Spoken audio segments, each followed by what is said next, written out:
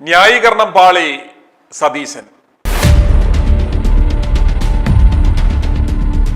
കഴിഞ്ഞ 2-3 ദിവസങ്ങളായി മുഖ്യമന്ത്രി വി ഡി സതീശനെതിരെ കടുത്ത വിമർശനമാണ് പ്രതിപക്ഷത്തിന്റെ ഭാഗത്തു നിന്നും അതുപോലെ ജനങ്ങളുടെ ഭാഗത്തു നിന്നും ഉണ്ടായിക്കൊണ്ടിരുന്നത്. എന്നാൽ കഴിഞ്ഞ 2 ദിവസമായി അദ്ദേഹം ഒരക്ഷരം ഉരിയാടിയിരുന്നില്ല. മാധ്യമപ്രവർത്തകർ അദ്ദേഹത്തോട് ചോദ്യങ്ങൾ ചോദിച്ചപ്പോൾ വളരെ വിദഗ്ധമായി ഒഴിഞ്ഞുമാറി പതിവ് പോലെ ഹോംവർക്ക് ചെയ്ത് അദ്ദേഹം ഇന്ന് ഏതാണ്ട് 11 മണിയോടുകൂടി മാധ്യമങ്ങളെ കണ്ട് ഒരു ന്യായീകരണ ശ്രമം നടത്തി. പക്ഷേ ആ ന്യായീകരണം എല്ലാം പാളിപ്പോകുന്ന കാഴ്ചയാണ് നമുക്ക് കാണുവാൻ സാധിക്കുന്നത്. അദ്ദേഹം ഇന്ന് ആദ്യമായി ന്യായീകരിക്കുവാൻ ശ്രമിച്ചത് മലപ്പുറം പൊന്നാനിയിൽ പോയി കഴിഞ്ഞ ദിവസം സൽക്കാരത്തിലല്ല പങ്കെടുത്തത്, ഭക്ഷണം കഴിക്കാൻ പോയി എന്നാണ് അദ്ദേഹത്തിന്റെ വേർഷൻ. അതിനെ തന്നെയാണ് സതീശ സൽക്കാരം എന്ന് പറയുന്നത്. വി ഡി സതീശൻ എന്ന് പറയുന്നത് പഴയ നെട്ടൂരിലുള്ള സതീശനല്ല. ഇന്ന് താങ്കൾ സംസ്ഥാന മുഖ്യമന്ത്രിയാണ്. ഒരു സംസ്ഥാന മുഖ്യമന്ത്രി ഒരു വീട്ടിൽ കയറി ചെല്ലുമ്പോൾ അത് സൽക്കാരം തന്നെയായിരിക്കും. താങ്കൾ അത് ഭക്ഷണം എന്ന് താങ്കൾ പറഞ്ഞാലും അതൊരു സൽക്കാരം തന്നെയായിരിക്കും.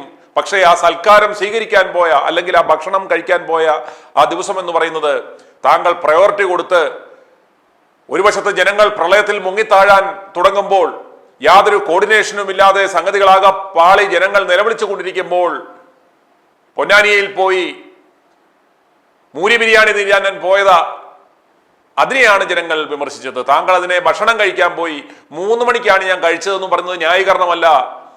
മുഖ്യമന്ത്രിയെ സംബന്ധിച്ചിടത്തോളം അങ്ങനെയാണ്. കൃത്യമായ 1 മണിക്കൊന്നും ഭക്ഷണം കഴിക്കാൻ സാധിച്ചെന്നിരിക്കത്തില്ല. താങ്കൾ പട്ടിണിയൊന്നുമല്ലല്ലോ. ചെല്ലുന്ന സ്ഥലങ്ങളിലെല്ലാം ആവശ്യത്തിന് വേണ്ടുന്ന നിങ്ങൾ സൽക്കാരങ്ങൾ തന്നെ ലഭിക്കുന്ന ഒരു പദവിയാണ്. അത് സതീശനോടുള്ള സ്നേഹമല്ല, അത് മുഖ്യമന്ത്രി എന്ന പദവിക്ക് ജനങ്ങൾ തരുന്ന ബഹുമാനമാണ് നിങ്ങൾ മനസ്സിലാക്കുക. ഇപ്പോഴെങ്കിലും നിങ്ങൾ അത് സമ്മതിക്കുക. ഇന്നലെ താങ്കളുടെ പ്രയോറിറ്റി റോങ് ആയി എന്ന് താങ്കൾ സമ്മതിക്കണം. എന്തൊക്കെ ന്യായീകരണം നടത്തുവാൻ ശ്രമിച്ചാൽ പോലും ഇടിമണ്ണിക്കൽ ജുവലറിയിൽ ഉദ്ഘാടനം നടത്തുവാൻ പോകാൻ ഒരു മുഖ്യമന്ത്രി എന്ന നിലയ്ക്ക് ഒരു വശത്ത് പ്രളയക്കെടുതിയിൽ ജനങ്ങൾ മുങ്ങിത്താഴുമ്പോൾ ഒരു ജ്വല്ലറി മുതലാളിയുടെ ആ ജ്വല്ലറിയുടെ ഉദ്ഘാടനത്തിന് നിങ്ങൾ പോയില്ലെങ്കിൽ ഒന്നും സംഭവിക്കത്തില്ല. അന്നാരാജനും മറ്റേ ഇറച്ചിയും തൂക്കി നടക്കുന്ന പെണ്ണുങ്ങൾ ഉദ്ഘാടനത്തിന് നടക്കുന്നുണ്ട് പണം മേടിച്ച്. അതുപോലെ ആ ഇറച്ചിയും തൂക്കി നടക്കുന്ന പെണ്ണുങ്ങളെ പോലെയല്ല സംസ്ഥാന മുഖ്യമന്ത്രിയുടെ പദവിയിലിരിക്കുന്നയാൾ.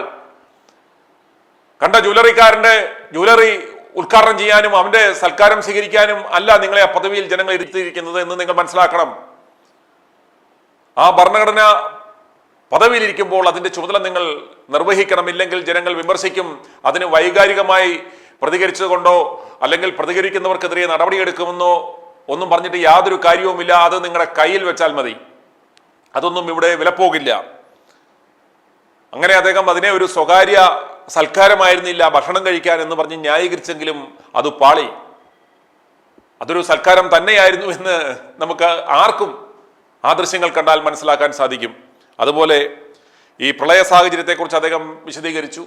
ആ പ്രളയ സാഹചര്യം ഒരു മുഖ്യമന്ത്രി വന്ന് വിശദീകരിക്കുന്നതിന് മുമ്പ് കേരളത്തിലെ ജനങ്ങൾ ഇവിടെയുള്ള മാധ്യമങ്ങളിലൂടെ ആ പ്രളയത്തിന്റെ അല്ലെങ്കിൽ ആ അതിതീവ്ര മഴയുടെ ദുരന്തങ്ങൾ എന്താണ്, ദുരിതങ്ങൾ എന്താണ്, ജനങ്ങൾ അഭിമുഖീകരിക്കുന്ന പ്രശ്നങ്ങൾ എന്താണ്, ആ കോർഡിനേഷൻ ഇല്ലായ്മയെല്ലാം അവർ കണ്ടു കഴിഞ്ഞതാണ്. മാധ്യമങ്ങളിലൂടെ എത്ര പേർ മരിച്ചെന്നും എത്ര പേരെ കാണാതായതെന്നും എത്ര ക്യാമ്പുകൾ തുറന്നിട്ടുണ്ടെന്നും എത്ര പേർ ആ ക്യാമ്പിൽ ഉണ്ട് എന്നും എന്തൊക്കെ പരാധീനതകളാണുള്ളതെന്നും എല്ലാം ജനങ്ങൾ നല്ല അവെയർ ആയിരിക്കുന്ന സ്ഥലത്താണ് മുഖ്യമന്ത്രി ഇന്നൊരു പത്രസമ്മേളനം വിളിച്ച് ഈ കാര്യങ്ങളെല്ലാം ആവർത്തിക്കുന്നത്. അത് ആവർത്തിക്കുവാൻ ഒരു മുഖ്യമന്ത്രിയുടെ ആവശ്യമില്ല. പണ്ട് നമുക്കറിയാം കൊറോണ കാലഘട്ടത്തിൽ പിണറായി വിജയൻ വന്നിരുന്ന് വെറുപ്പിക്കുന്ന ഒരു സംഭവം ഉണ്ടായിരുന്നല്ലോ. 6 മണിക്ക് ഒരു ദുരന്തൻ വന്നിരുന്ന്. ഏതാണ്ട് അതുപോലെ എല്ലാം കഴിഞ്ഞപ്പോൾ വന്ന് ഇതുപോലത്തെ കമന്ററി പറയുവാൻ ഒരു മുഖ്യമന്ത്രിയുടെ ആവശ്യമില്ല. ഇവിടെ ഒരു മുഖ്യമന്ത്രി ഉണ്ട് എന്നൊരു പ്രതീതി ജനങ്ങൾക്കുണ്ടാവണം. അത് ആ തലത്തിലേക്ക് ഉയർന്നെങ്കിൽ മാത്രമേ അത് ജനങ്ങൾക്ക് അനുഭവവേദ്യമാകൂ എന്ന് നിങ്ങൾ ഇനിയെങ്കിലും മനസ്സിലാക്കണം. അതുപോലെ കേന്ദ്ര കാലാവസ്ഥാ നിരീക്ഷണ വകുപ്പിനെ ഇദ്ദേഹം കുറ്റപ്പെടുത്തി. കാരണം ആരുടെയെങ്കിലും മുകളിൽ ഇതുകൊണ്ട് ചാരി വെക്കണമല്ലോ.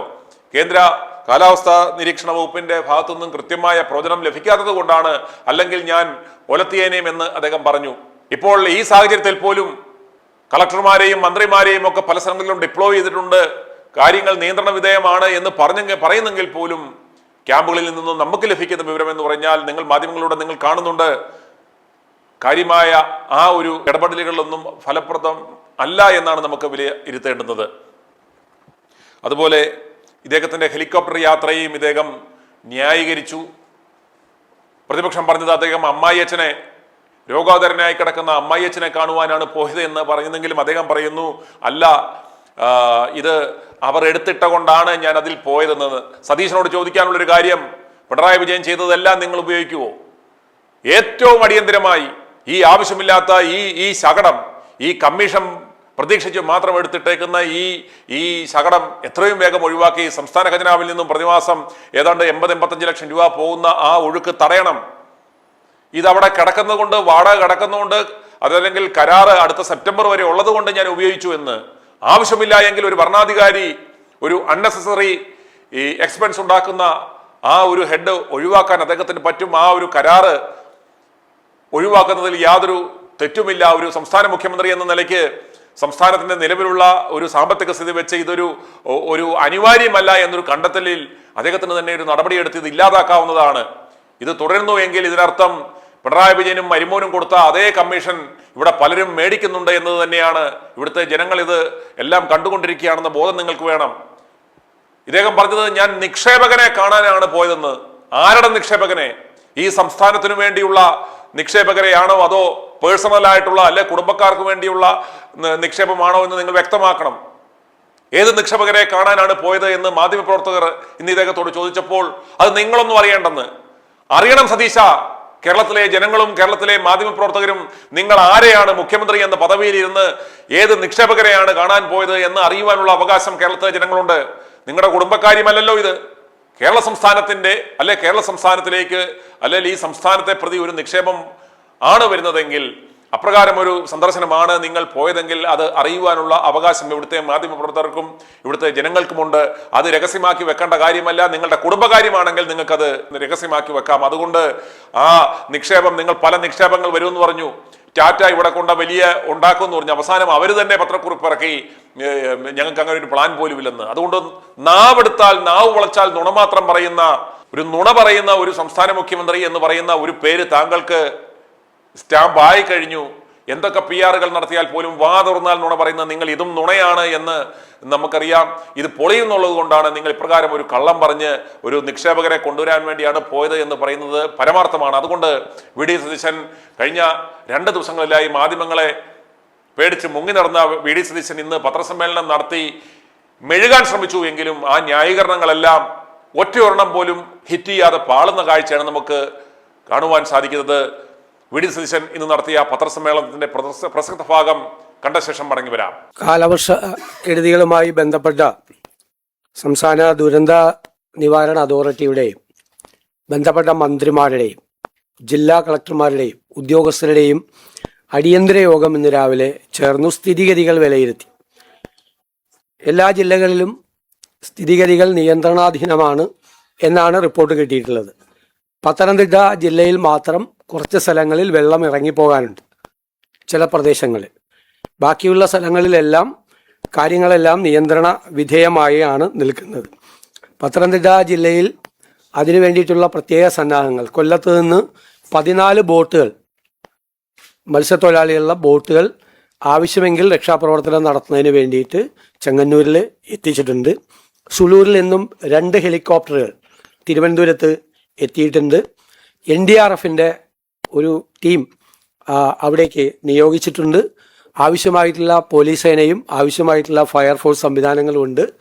ഭക്ഷണം ഹെലികോപ്റ്ററിൽ നിന്ന് വിതരണം ചെയ്യാനോ അല്ലാതെ വിതരണം ചെയ്യാനുള്ള പാക്കറ്റുകൾ തയ്യാറാക്കിയിട്ടുണ്ട്. എല്ലാ സ്ഥലത്തും ആവശ്യമായ പാക്കറ്റുകൾ തയ്യാറാക്കിയിട്ടുണ്ട്.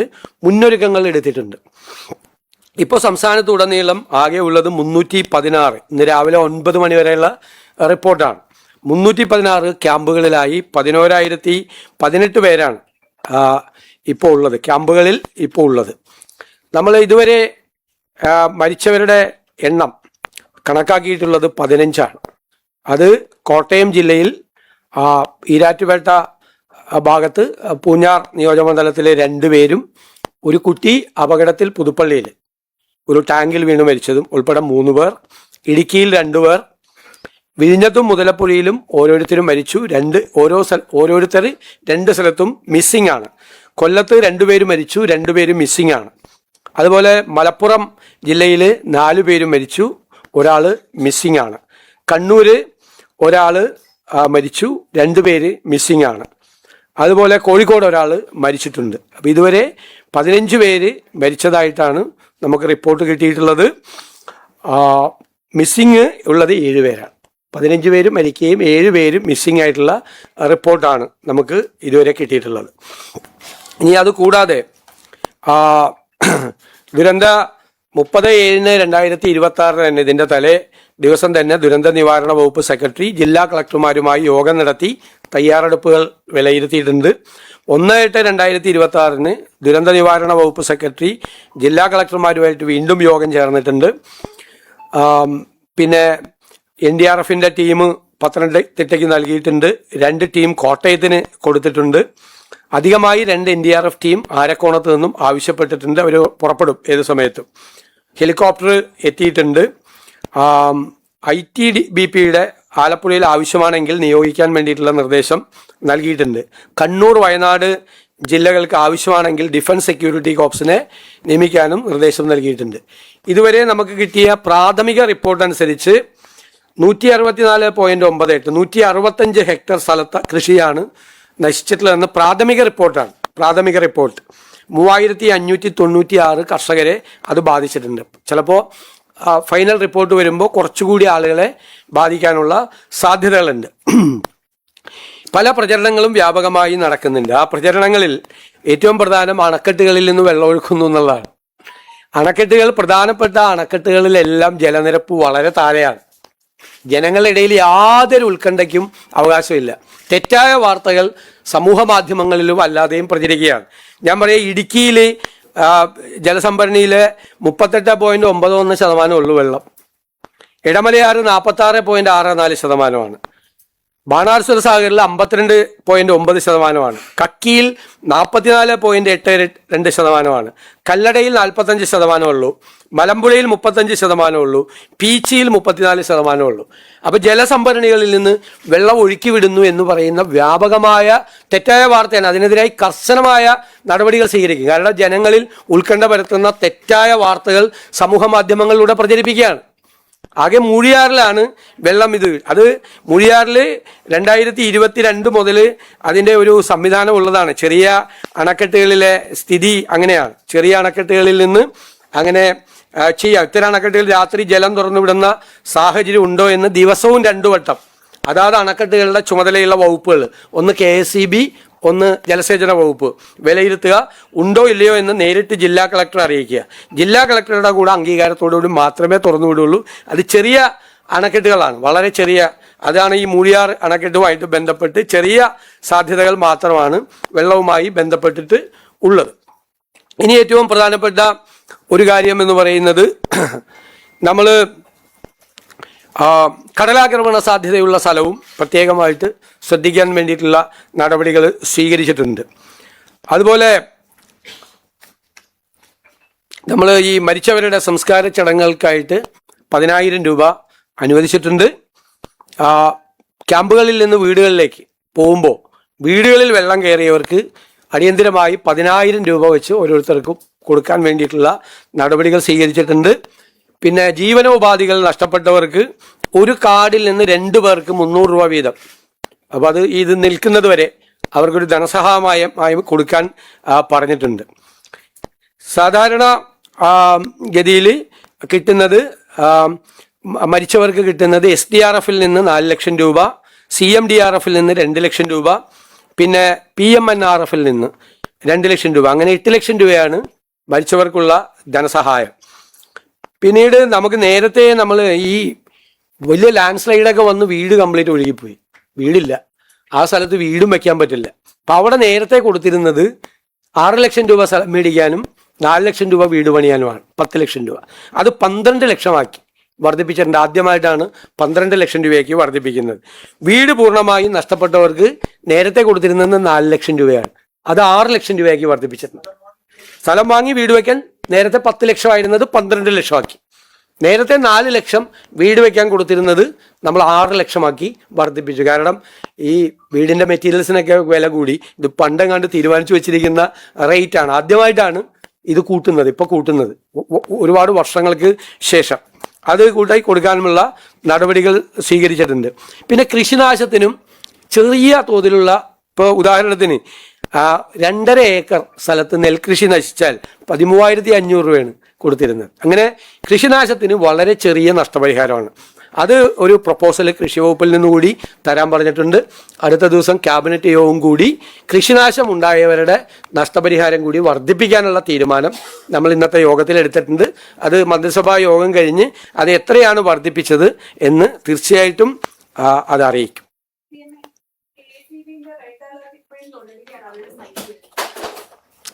അല്ല, ഇപ്പൊ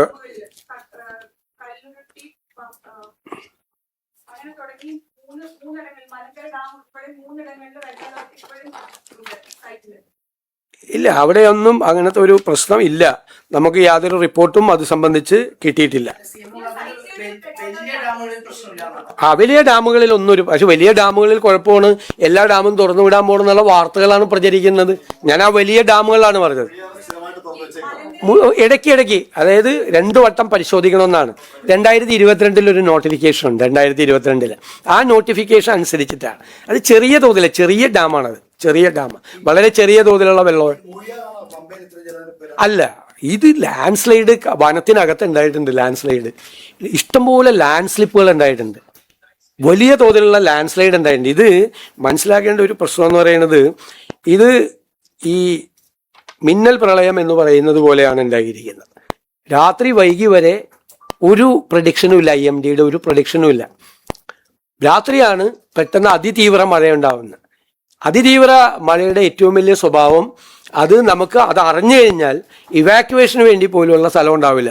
വളരെ രാത്രി വൈകിട്ടാണ് ഈ മുന്നറിയിപ്പ് മെസ്സേജ് പോകുന്നത്. IMDയുടെ ഇതിൽ പോലും അത് പരിശോധിക്കാനുള്ള സംവിധാനമില്ല. ചില സ്ഥലങ്ങളിൽ സാധാരണ 200 ഇതിന് കൂടുതലായി മില്ലിലിറ്ററി കൂടുതലായിട്ട് മഴ പെയ്താൽ അത് എക്സ്ട്രീം ഹെവി റെയിനാണ്. ഇത് ചില സ്ഥലത്ത് 300 പെയ്തേക്കണം. ഒരു സ്ഥലത്ത് വടശ്ശേരിക്കരയിൽ 350 ചെയ്തിരിക്കുന്നത്. 350 മഴയാണ് ഉണ്ടായിരിക്കുന്നത്, ഭയങ്കരമായിട്ട് ഉണ്ടായിരിക്കുന്നത് ചില സ്ഥലങ്ങളിൽ. അപ്പോൾ ഈ പ്രഡിക്ഷൻ ഇതാണ്. അത് കൊടുത്തിട്ടുണ്ടായിരുന്നല്ലോ. ഇത് അങ്ങനെയുള്ള സാധാരണ മഴ പെയ്യുന്നതിൻ്റെ അല്ല ഇതുണ്ടായിരിക്കുന്നത്. ഇത് അതിതീവ്ര മഴ ഈ പ്രദേശങ്ങളിൽ ഉണ്ടായത്. 350 മില്ലിയൊക്കെ മഴ പെയ്തു കഴിഞ്ഞാൽ 200 മീതെ എക്സ്ട്രീം ഹെവി റെയിനാണ്. അത് 300 പോയി, വടശ്ശേരിക്കരയിൽ അത് 350 വരെ പോയി. ഇപ്പോഴത്തെ ഏറ്റവും വലിയ എൽനിനോ പ്രതിഭാസത്തിൻ്റെ കൂടി ഭാഗമാണെന്നാണ് കാലാവസ്ഥാ വകുപ്പ് പറയുന്നത്. അതായത് ചൂട് കൂടി കഴിഞ്ഞപ്പോൾ കടലിലെ ഇത് നീരാവിയായിട്ട് പോയി മേഘങ്ങളിൽ നിൽക്കുകയാണ്. അത് ഏത് സമയത്തും വന്ന് അതിതീവ്ര മഴയായി പെയ്യുന്ന ഒരു പുതിയ പ്രതിഭാസമാണ്. എൽനിനോയുടെ ഏറ്റവും വലിയ പ്രശ്നം വരൾച്ചയാണ് ഇനി വരാൻ പോകുന്നതെന്നാണ് അവർ പ്രെഡിക്റ്റ് ചെയ്തിരിക്കുന്നത്. പക്ഷെ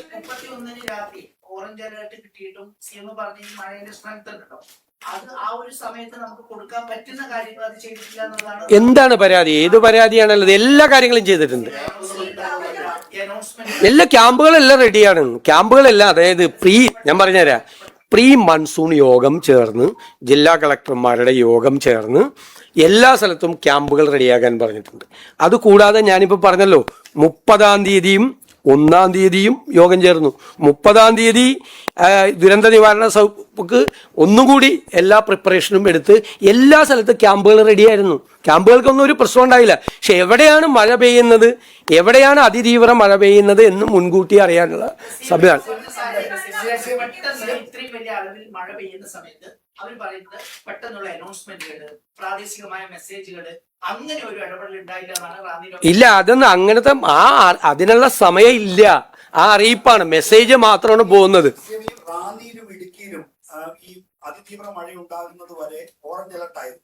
ഓറഞ്ച് അലർട്ട് ആകുമ്പോൾ നമ്മൾ സ്വീകരിക്കേണ്ട എല്ലാ നടപടികളും സ്വീകരിച്ചിട്ടുണ്ട്. മാത്രമല്ല, അവിടെ റെഡ് അലർട്ട് പ്രഖ്യാപിക്കപ്പെടുമ്പോൾ അവിടെ പല സ്ഥലങ്ങളിലും മുങ്ങിക്കഴിഞ്ഞു. അപ്പൊ അത് ഈ നമ്മുടെ സംസ്ഥാന ദുരന്ത നിവാരണ അതോറിറ്റി അല്ല, ഇത് നമുക്ക് ഇപ്പോൾ ഉള്ള എന്ന് വെച്ച് കഴിഞ്ഞാൽ കാലാവസ്ഥ പ്രവചനത്തിൽ ഇതാണ് കിട്ടിയിരിക്കുന്നത്. IMDയുടെ ഇതാണ്.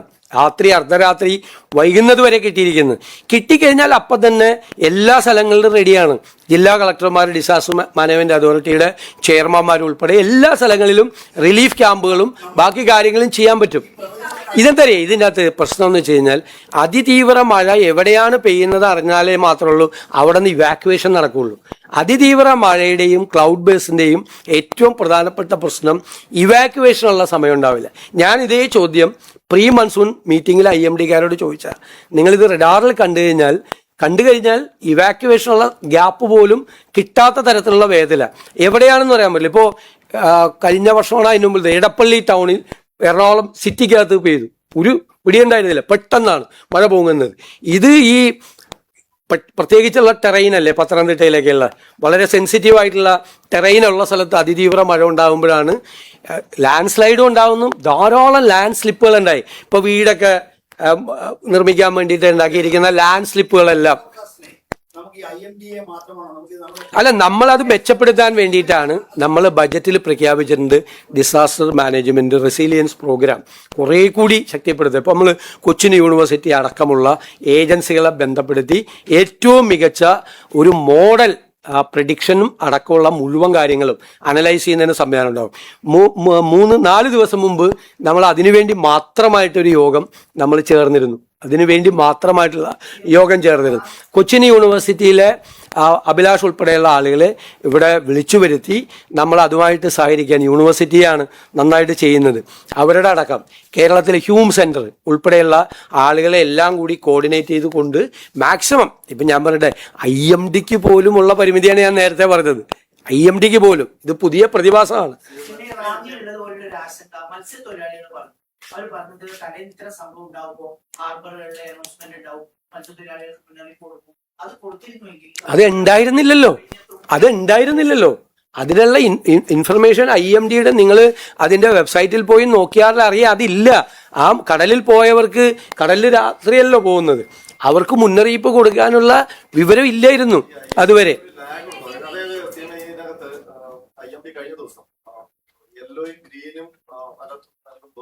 സ്റ്റേറ്റ് മഴ പെയ്യുകയാണ്, പിന്നീട് രാത്രി 7:30-8 മണിയായി അവരുടെ ഓറഞ്ച് റെഡ് അലർട്ടുകൾ വരും. അപ്പൊ അവരതിനകത്തൊരു ലാഗ് ഉണ്ടോ? അല്ല, അത് അവർ പ്രഡിക്ഷനാണ് അവരുടെ. പിന്നീട് അവർക്ക് അത് അറിഞ്ഞിട്ടേ അവരത് കൺവേർട്ട് ചെയ്യാൻ പറ്റുള്ളൂ. ഇപ്പോൾ ഇന്ന് തന്നെ മറ്റേ അലർട്ട് കൊടുത്ത്, യെല്ലോ അലർട്ട് കൊടുത്തിട്ട് പിന്നെ ഓറഞ്ച് ആക്കി. അത് അവരുടെ ഒരു സ്റ്റാൻഡേർഡ് ഓപ്പറേറ്റീവ് പ്രൊസീജിയറാണ്. അത് SOP അനുസരിച്ചിട്ടാണ് അവർ ചെയ്യുന്നത്.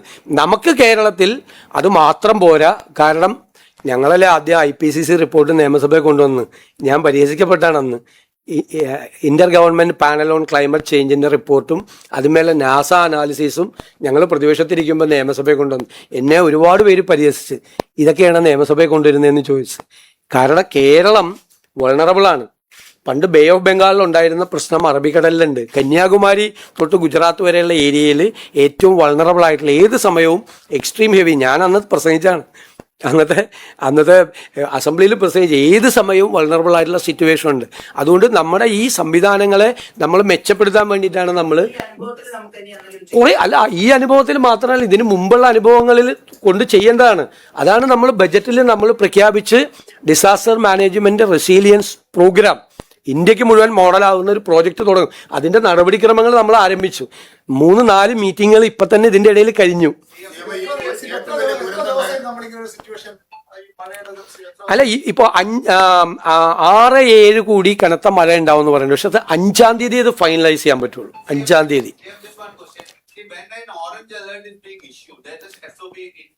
Our question is whether that SOP has been followed and the precautionary measures have been taken. Because you are talking about the localized weather events. Like in Vadasheri Kara, you have got so much. But generally, a district is, orange alert is, issued for a district. There is an SOP to take action. When an alert is declared, orange alert or red alert is declared, there is an SOP to take procedures. They will communicate to all the disaster management authority, district collectors, the local bodies. There is a system for a red alert and another thing to take action, initial actions. There is a procedure. That procedure happens. ഇത് നിങ്ങൾ പലരും ചോദിക്കുന്ന ചോദ്യം ഞാൻ പറഞ്ഞുതരാം. ഇത് വ്യാപകമായി social മീഡിയയിൽ തെറ്റായി പ്രചരിപ്പിക്കുന്ന കാര്യങ്ങളാണ്. നിങ്ങൾ തെറ്റിദ്ധരിച്ച് പറയാണ്. ഒരു തരത്തിലും ഒരു ഫോൾട്ടും ഒരു സ്ഥലത്തും ഉണ്ടായിട്ടില്ല. ഒരു ക്യാമ്പിൽ പോലും ഒരു പ്രശ്നം ഉണ്ടായിട്ടില്ല. അല്ല വെയിറ്റ്, ഞാൻ പറയുന്നത് ഒരു ക്യാമ്പിൽ പോലും ഒരു പ്രശ്നം ഉണ്ടായില്ല. ആറന്മുളയിൽ ഉണ്ടായത് ഒരു പാർട്ടിയുടെ ഏരിയ സെക്രട്ടറി ആയിട്ടുള്ള ഒരാൾ ഒരു സ്ത്രീയെ പ്രേരിപ്പിച്ച് അവിടെ മീഡിയയെ കൊണ്ട് പറയിപ്പിക്കുകയാണ്. പിന്നീട് ആ സ്ത്രീ വന്ന് കറക്റ്റ് പറഞ്ഞു. ഈ കുത്തിത്തിരിപ്പ് ഉണ്ടാക്കരുത്. ദുരന്തങ്ങൾ ഉണ്ടാകുന്ന സമയത്ത് കുത്തിത്തിരിപ്പ് ഉണ്ടാക്കരുത്. കുത്തിത്തിരിപ്പ് ദുരന്തങ്ങൾ ഉണ്ടാവുമ്പോൾ അത് അറിയില്ല. അവര് പറഞ്ഞല്ലോ, അവര് വന്ന് രണ്ടാമത് പറഞ്ഞല്ലോ. നിങ്ങൾ ഒരാൾ സംസാരിക്കും പ്ലീസ്, ഒരാൾ സംസാരിക്കും.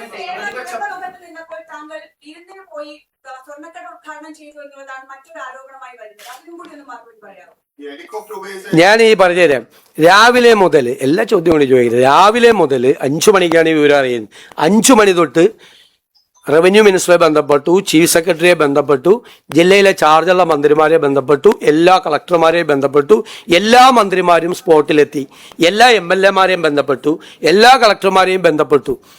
നമ്മൾ അങ്ങോട്ട് വരേണ്ട ആവശ്യമുണ്ടോ എന്ന് അവരോട് ചോദിച്ചു. വരേണ്ട ആവശ്യമില്ല എന്ന് പറഞ്ഞു. നമ്മൾ എടുത്ത പ്രോഗ്രാമിന് പോയി. ഞാൻ ഭക്ഷണം കഴിച്ചു പോയി അന്ന് 3 മണിയായപ്പോൾ. എനിക്കറിയില്ലായിരുന്നു, എനിക്കറിയില്ലായിരുന്നു 2018-ലും 19-ലും ദുരന്തം ഉണ്ടായിരുന്നപ്പോൾ അന്നത്തെ മുഖ്യമന്ത്രി നിരാഹാരമാണ് ഇരുന്നതെന്ന് എനിക്ക് അറിയില്ലായിരുന്നു. ഞാനൊന്ന് ഭക്ഷണം കഴിച്ചു പോയി. നിങ്ങൾ എത്ര അപവാദ പ്രചരണമാണ് നടക്കുന്നത്. ഞാൻ 3 മണിക്കാണ് ഞാൻ മലപ്പുറത്ത് എത്തുന്നത്, പൊന്നാനിയിലെത്തുന്നത്, സി ഹരിദാസ് സാറിൻ്റെ വീട്ടിൽ. ഞാൻ അപ്പുറത്തെ വീട്ടിൽ എനിക്ക് ഭക്ഷണം അറേഞ്ച് ചെയ്തിട്ടുണ്ടായിരുന്നു, എൻ്റെ ഒരു ഫ്രണ്ടിൻ്റെ വീട്ടിൽ. ഞാൻ ഭക്ഷണം കഴിക്കാൻ പാടില്ലേ? 3 മണിക്കാണ് ഞാൻ ഭക്ഷണം കഴിക്കുന്നത്. എന്ത് തെറ്റാണ്, എന്തൊരു അപവാദ പ്രചരണം, എന്തൊരു ഹീനമായ അപവാദ പ്രചരണമാണ് നടക്കുന്നത്. ഭക്ഷണം കഴിച്ചെന്ന് അല്ലല്ല വെയിറ്റ്, പിന്നെന്താ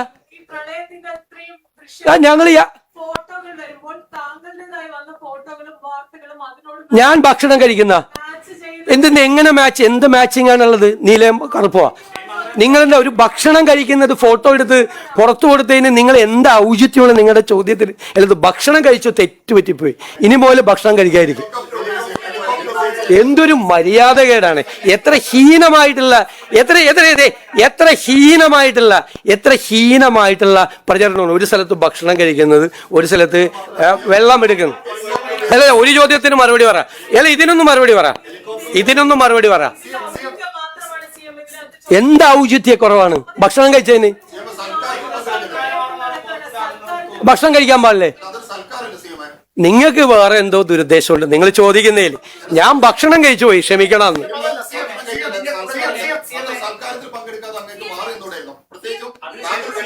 ഞാൻ സൽക്കാരത്തിലല്ല പോയത്, എനിക്ക് ഭക്ഷണം കഴിക്കാനാ പോയത്.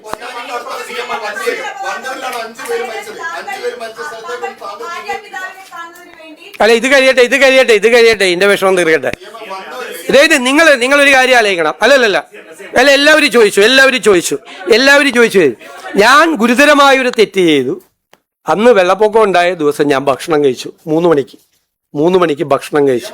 അതാണ് ഞാൻ സംസാരിക്കുന്നതിൻ്റെ ഇടയിൽ പറയരുത്. ഞാൻ സംസാരിക്കുന്നതിൻ്റെ ഇടയിൽ ബഹളം ഉണ്ടാക്കിയത്. 3 മണിക്ക് ഞാൻ ഭക്ഷണം, കേരളത്തിലെ ജനങ്ങളെ വിലയിരുത്തട്ടെ. പിന്നെ നിങ്ങൾക്കറിയാമല്ലോ, മലബാറിൽ ഒരു കാപ്പി കുടിക്കാൻ പോയാലുള്ള സ്ഥിതി. മലബാറിലെ ഏതെങ്കിലും വീട്ടിലൊരു കാപ്പി കുടി, അവർ ഈ വെള്ളപ്പൊക്കം എന്ന് പറഞ്ഞിട്ടല്ല, ഞാനൊന്ന് വരുമെന്ന് പറഞ്ഞു, ഞാനൊന്ന് ഹരിദാസേട്ടൻ്റെ വീട്ടിൽ പോകുമെന്ന് പറഞ്ഞു. അപ്പോൾ അടുത്ത വീട്ടിൽ ഭക്ഷണം കഴിക്കണമെന്ന് പറഞ്ഞു. ആ വീട്ടുകാർ മുഴുവൻ ഭക്ഷണം കഴിക്കാതെ 3 മണി വരെ എന്നെ കാത്തിരിക്കുക. ഞാൻ 3 മണിക്കാണ് എത്തിയത്. ഇതിൻ്റെ താമസവും കാര്യങ്ങളും ഓൺ ദ വേയിൽ മുഴുവൻ എല്ലാവരുമായിട്ട് ബന്ധപ്പെട്ടുകൊണ്ട് കംപ്ലീറ്റ് ഇരിക്കുകയാണ്. പിന്നീട് മലബാറിലായിരിക്കും പ്രശ്നം എന്ന് പറഞ്ഞു. മലബാറിലെ കളക്ടർമാരെ മുഴുവൻ എല്ലാ ഉദ്യോഗസ്ഥന്മാരെ ബന്ധപ്പെട്ടുകൊണ്ടിരിക്കും. നിങ്ങൾക്കൊന്നും പറയാനില്ലാത്തത് കൊണ്ട് നിങ്ങൾ ഈ മുഖ്യമന്ത്രിക്ക് ഭക്ഷണം കഴിക്കാൻ പാടില്ല എന്ന് എനിക്ക് ഇപ്പോഴാണ് മനസ്സിലായത്. അത് കഴിഞ്ഞല്ല, മറ്റത് കഴിഞ്ഞല്ല. നിങ്ങൾ ആദ്യം അല്ലല്ല നിക്ക് നിങ്ങളൊന്ന് അങ്ങ് ദേശാഭിമാനി എന്ന് വന്നിട്ട് ആദ്യം മുതൽ അവസാനം വരെ ഇങ്ങനെ ചോദിച്ചുകൊണ്ടിരിക്കല്ലേ. ഇനിയില്ല, അങ്ങേക്ക് മറുപടിയില്ല, വേറെ ആരെങ്കിലും ചോദിക്കും. ആരെ? പ്രതിപക്ഷ നേതാവ് അത് പറയുമല്ലോ. പ്രതിപക്ഷ എന്ത് അനാസ്ഥയാണ് ഉണ്ടായിരിക്കുന്നത്. എവിടെയെങ്കിലും ഏതെങ്കിലും ഒരു ക്യാമ്പിലോ ഒരു റെസ്ക്യൂ ഓപ്പറേഷനിലോ എവിടെയെങ്കിലും എന്ത് വീഴ്ച ഉണ്ടായിട്ടുണ്ടോ? അവിടെ ഏരിയ സെക്രട്ടറിയെ കൊണ്ട് സ്വന്തം പേര് പൊക്കി പറയിപ്പിക്കാൻ വേണ്ടി നടത്തിയ ശ്രമമൊന്നും ഞങ്ങൾ നടത്തിയിട്ടില്ല. ഞങ്ങളൊക്കെ ഇതിനേക്കാൾ വലിയ ഫ്ലഡ് കണ്ടവരാ. കേരളത്തിലെ ഏറ്റവും വലിയ ഫ്ലഡ് കണ്ടവനാ ഞാൻ. 75,000 പേരെ ക്യാമ്പിൽ എൻ്റെ നിയോജകമണ്ഡലത്തിലും അത്രയും പേരെ നിയോജകമണ്ഡലത്തിന് പുറത്തും ക്യാമ്പിൽ താമസിപ്പിച്ച ആളാണ്. ആദ്യത്തെ 3 ദിവസം ഒരു മണി അരി പോലും വരാതെ എറണാകുളത്തെയും കൊടുങ്ങല്ലൂരിലെയും മാർക്കറ്റിൽ നിന്ന് കടം മേടിച്ച് സാധനങ്ങൾ കൊടുത്ത ആളാണ് ഞാൻ. എന്നെ അദ്ദേഹം അന്ന് വന്നിട്ട് എന്താ പറഞ്ഞത്? ഇനി ഒരു കാര്യം, പ്രതിപക്ഷ നേതാവിൻ്റെ അന്നത്തെ പത്രസമ്മേളനത്തിൽ എന്തൊക്കെയായിരുന്നു? ഇതല്ലല്ലോ PM ശ്രീ പുനർജനി വേറെ കാര്യമൊക്കെയല്ലേ അദ്ദേഹം പറഞ്ഞത്. ഏത് ഈ ഓപ്പറേഷൻ നടക്കുന്ന സമയത്ത് ഞാൻ ഭക്ഷണം കഴിച്ചെന്നാണ് എൻ്റെ തെറ്റ്. അദ്ദേഹം ഇവിടെ വന്നിരുന്ന് പത്രസമ്മേളനത്തിൽ വന്നിരുന്ന് രാഷ്ട്രീയ ആരോപണങ്ങൾ ഉന്നയിക്കുകയായിരുന്നു അന്നത്തെ ദിവസം. അന്ന് നിങ്ങളാരും ഇത് ചോദിച്ചില്ല. ഈ വെള്ളപ്പൊക്കം നടക്കുമ്പോഴാണോ നിങ്ങൾ രാഷ്ട്രീയ ആരോപണങ്ങൾ ഉന്നയിക്കുന്നതെന്ന് പിണറായി വിജയനോട് നിങ്ങളാരും ചോദിച്ചില്ല. രാഷ്ട്രീയ ആരോപണങ്ങൾ ഉന്നയിക്കുകയായിരുന്നു അന്ന്. PMCയെ പറ്റിയും പുനർജനി പദ്ധതിയെ പറ്റിയുള്ള രാഷ്ട്രീയ ആരോപണങ്ങൾ. ഈ റെസ്ക്യൂ ഓപ്പറേഷൻ ഞാൻ ഭക്ഷണം കഴിച്ചു, എൻ്റെ തെറ്റ്. അദ്ദേഹം രാഷ്ട്രീയ ആരോപണങ്ങൾ ഉന്നയിക്കുകയായിരുന്നു. അന്ന് ഭക്ഷണം കഴിച്ചതല്ല, അങ്ങ് കളക്ടർമാരെ വിളിച്ചു, MLA-മാരെ മന്ത്രിമാരെ വിളിച്ചു, അവിടെ പോകണമെന്ന് ചോദിച്ചു. അത് പോകേണ്ട, ഫോർവേഡ്സ് അങ്ങ് പോകേണ്ട കാര്യമില്ല. അങ്ങ് പക്ഷെ തിരുവനന്തപുരത്തെത്തി ഈ അങ്ങ് ദുരിതമാണ് ചെയർമാൻ കൂടിയാണ് ഇത് കോർഡിനേറ്റ് ചെയ്യുന്നത്. അല്ല, ഞാൻ ഇരുന്ന് എല്ലാം കോർഡിനേറ്റ് ചെയ്യണ്ടേ. അത് എവിടെ ഇരുന്ന് കോർഡിനേറ്റ് ചെയ്യണമെന്ന് നമ്മുടെ ഇതിലല്ലേ തീരും. മാധ്യമങ്ങളോട് കേൾക്ക്, മാധ്യമങ്ങളോട് എൻ്റെ ഓഫീസിൽ നിന്ന് കൃത്യമായിട്ടുള്ള വിവരങ്ങൾ ഓരോ 2-3 മണിക്കൂറും തരുമ്പം 3 മണിക്കൂർ കൂടുമ്പോൾ ഓഫീസിൽ നിന്ന് തരുന്നു. വെയിറ്റ്. അതുകൂടാതെ റവന്യൂ മന്ത്രിയെ ചുമതലപ്പെടുത്തി റവന്യൂ മന്ത്രി അന്നത്തെ ദിവസം 2 പ്രാവശ്യം ബ്രീഫ് ചെയ്തു. 2 പ്രാവശ്യം ബ്രീഫ് ചെയ്തു.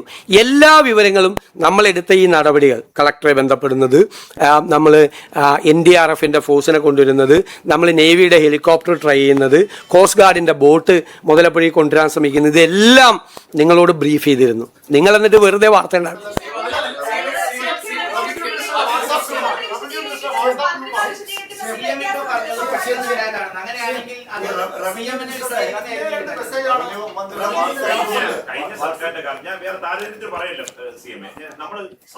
അല്ലല്ല, നിങ്ങൾക്ക് വേറെ എന്തെങ്കിലും ചോദിക്കാണെങ്കിൽ ചോദിച്ചാൽ മതി. ഇല്ല, വേറെ ഏതെങ്കിലും വിഷയം ചോദിക്കാണെങ്കിൽ ചോദിക്കാം.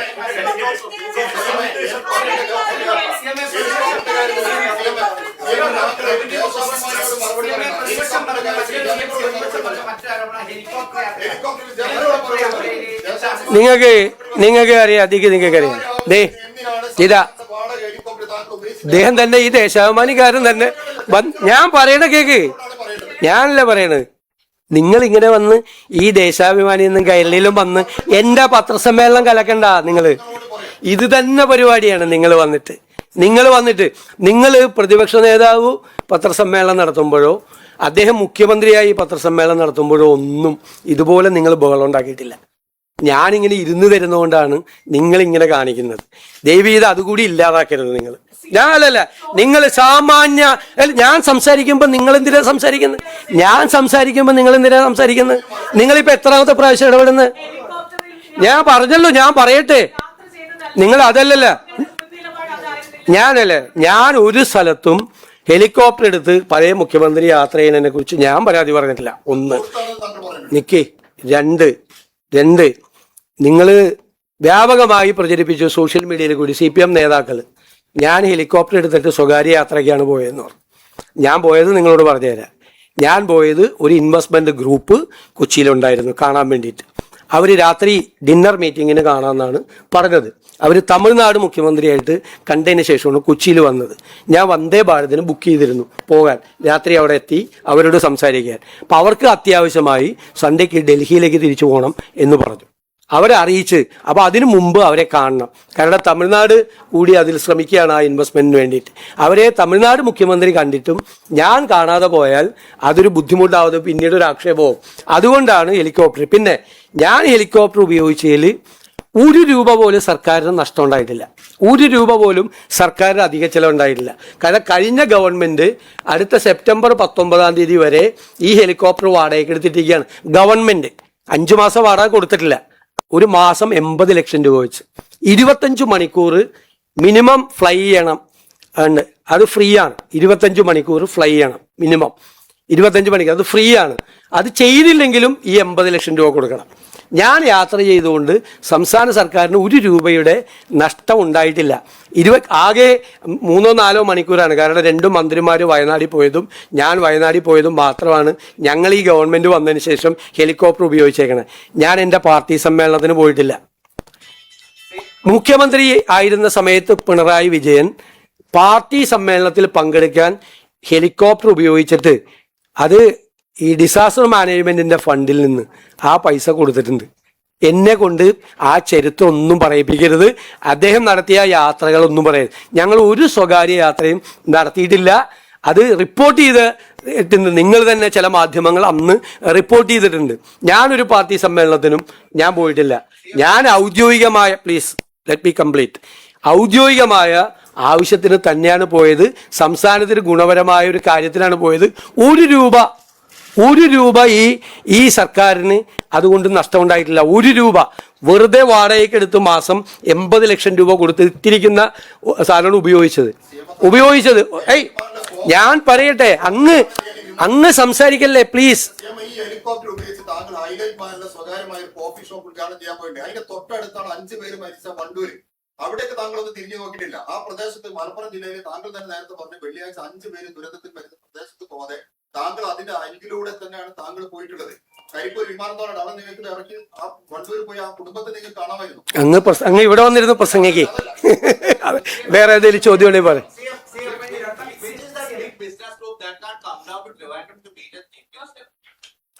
ഇനിയിപ്പോ അവരുടെ പേര് പറഞ്ഞിട്ട് അതുകൂടി ഇല്ലാതാക്കാൻ വേണ്ടിയിട്ടുള്ള ശ്രമമാണ്. അവരുടെ പേര് കൂടി വലിച്ചഴക്കാതെ.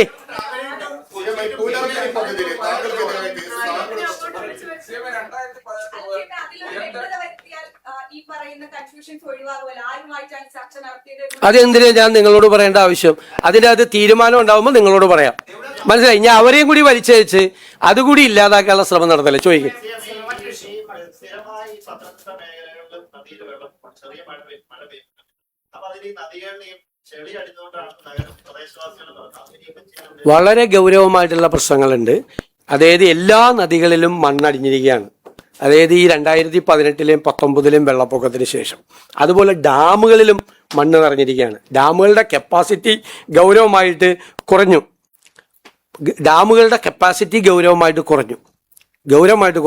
എന്ന് വെച്ച് കഴിഞ്ഞാൽ ഈ മണലാണ് അതിൻ്റെ അകത്ത് കിടക്കുന്നത്. അപ്പോൾ ഡാമുകൾ ഡീസിൽറ്റ് ചെയ്യാനും നദികളിലെ മണൽ മാറാനും വേണ്ടിയിട്ടുള്ളത് ഞങ്ങൾ കഴിഞ്ഞ ദിവസം മീറ്റിംഗ് കൂടിയായിരുന്നു. അതായത് ചെറിയ മഴ പെയ്താൽ പോലും ഈ മണൽ വന്ന് അടിഞ്ഞിരിക്കുന്നതുകൊണ്ട് പൊങ്ങുവാണ്. ഒരു ആക്ഷനും കഴിഞ്ഞ 8 കൊല്ലമായിട്ട് എടുത്തിട്ടില്ല. ഒരു ആക്ഷനും 8 കൊല്ലമായിട്ട്. ഏത് അല്ല, എങ്ങനെ ഈ മണ്ണ് അടിച്ച് മാറ്റാനാ? ചെയ്തില്ലെന്നേ. നമ്മളാരും പറഞ്ഞില്ലല്ലോ. ഞാൻ തന്നെ ഡിമാൻഡ് ചെയ്തിട്ടുണ്ട് അസംബ്ലിയിൽ മണ്ണ് മാറ്റണം. കാരണം ഞാൻ സാൻഡ്വിച്ചറായിട്ടാണ് കിടക്കുന്നത്. പറവൂർ കോൺസ്റ്റിറ്റ്യുവൻസി പോലും 2 സ്ഥലത്തും പെരിയാറാണ്. ഒരു ചെറിയ മഴ പെയ്താൽ അപ്പോൾ വെള്ളം പൊങ്ങും. കാരണം ഈ മണ്ണ് അന്ന് വന്ന് അടിഞ്ഞ മണ്ണ് മാറ്റിയേ മതിയാവും. ഞങ്ങൾ മാറ്റാനുള്ള തീരുമാനം എടുത്തിട്ടുണ്ട്. അതിൻ്റെ നടപടിക്രമങ്ങളുമായിട്ട് പോകും. അതുപോലെ ഡാമുകൾ ഡീസിൽറ്റ് ചെയ്യുകയും ചെയ്യും. ഈ പുഴയിൽ വന്നടിഞ്ഞിരിക്കുന്ന മണ്ണുകൾ മാറ്റുകയും ചെയ്യും.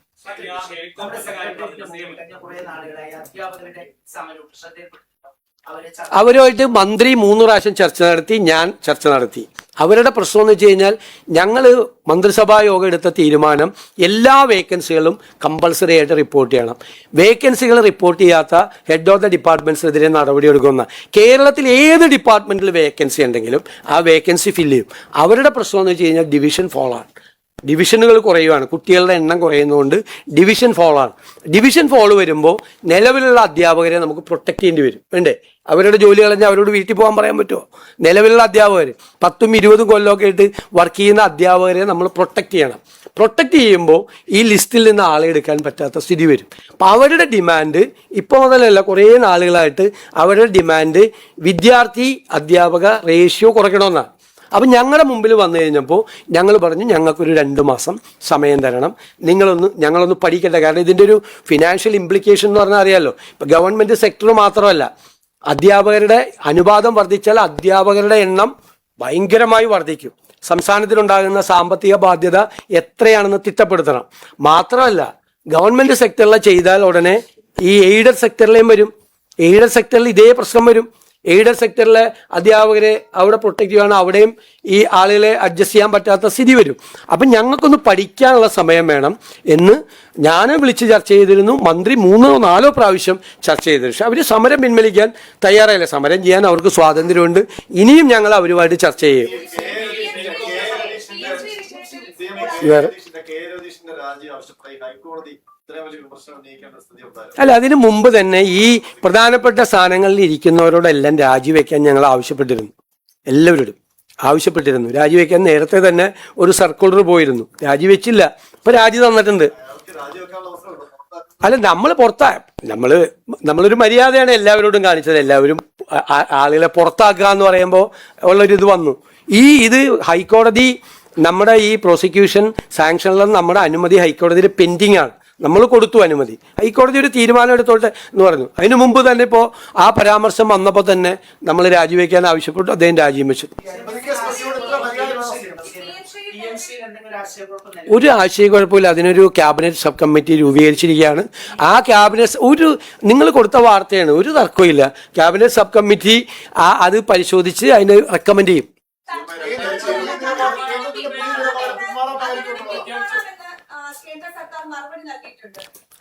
പിന്മാറാൻ പറ്റില്ല, MOU ആണ്. അത് തെറ്റായി വ്യാഖ്യാനിച്ചതാണ് ആ വാർത്ത അവിടെ കൊടുത്തത്. പിന്മാറാൻ പറ്റില്ല എന്ന് ഞാൻ നിങ്ങളുടെ മുമ്പിൽ MOUയിലെ പ്രൊവിഷൻ വായിച്ചതല്ലേ.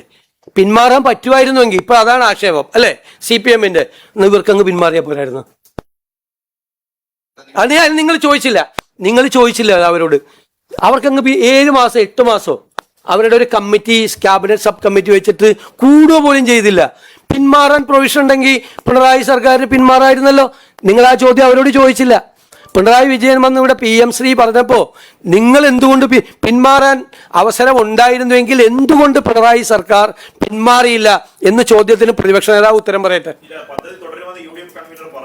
അല്ല, അത് ഞങ്ങൾ വന്നതിന് ശേഷമല്ലേ ഞങ്ങൾ വന്നപ്പോ അല്ലേ അത് കറക്റ്റ് ചെയ്തല്ലോ. പിറ്റേ ദിവസം കറക്റ്റ് ചെയ്തല്ലോ.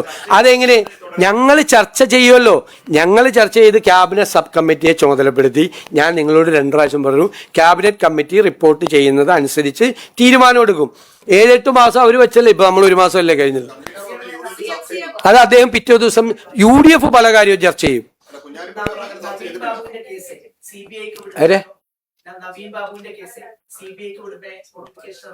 അതിൻ്റെ അകത്തൊരു നടപടിക്രമങ്ങൾ ഒന്നും കൂടി പരിശോധിക്കണം. അതിൻ്റെ അകത്ത് കോടതി ഒരു ക്ലിയറൻസ് കൂടി കിട്ടണം നമുക്ക്. ഇന്ന് മതിയല്ലോ, ബാക്കി എല്ലാം കൂടി ഇന്ന് ചോദിക്കണ്ട.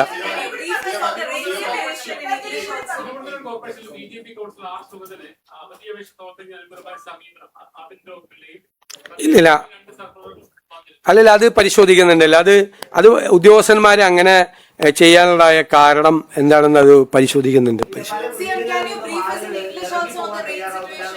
അല്ല, അത് സ്വാഭാവികമായിട്ട് എല്ലാ സ്ഥലങ്ങളിലും നമ്മൾ ഈ മുന്നറിയിപ്പ് കൊടുക്കുമ്പോഴും ആളുകൾ മടിയാണ്. അപ്പോൾ അതുകൊണ്ട് മന്ത്രിമാരും കളക്ടർമാരും ഒക്കെ പത്രസമ്മേളനം നടത്തി പറയാണ്, നമ്മൾ ഈ ഇവാക്യുവേഷൻ പ്രോഗ്രാം നടത്തുമ്പോൾ, ഞാനും അത് അഭിമുഖീകരിച്ചിട്ടുള്ള ആളാണ്, ആളുകൾ പോവില്ല. ആളുകൾ 2ാം നില ഉണ്ടെങ്കിൽ 2ാം നിലയിൽ പോവും. 2ാം നിലയിലൊക്കെ പോയി കഴിഞ്ഞാൽ നമുക്ക് പിന്നെ അങ്ങോട്ട് പോയി അവർ ജില്ലാ അതോറിറ്റി ആവശ്യപ്പെടുമ്പോൾ ക്യാമ്പിലേക്ക് അവർ വരണം. അതാണ് ഞങ്ങളുടെ റിക്വസ്റ്റ്. കാരണം എന്ന് വെച്ച് കഴിഞ്ഞാൽ അത് വെള്ളം നമ്മൾ ഉദ്ദേശിക്കാത്ത തരത്തിൽ വെള്ളം പൊങ്ങിക്കഴിഞ്ഞാൽ നമുക്കൊരു റെസ്ക്യൂ ഓപ്പറേഷൻ പോലും ചില സ്ഥലങ്ങളിലേക്ക് നമുക്ക് എത്തിച്ചേരില്ല. അതുകൊണ്ട് അധികാരികൾ ആവശ്യപ്പെടുമ്പോൾ അവർ മാറി റിലീഫ് ക്യാമ്പുകളിലേക്ക് വരണമെന്നാണ് ഞങ്ങളുടെ അഭ്യർത്ഥന.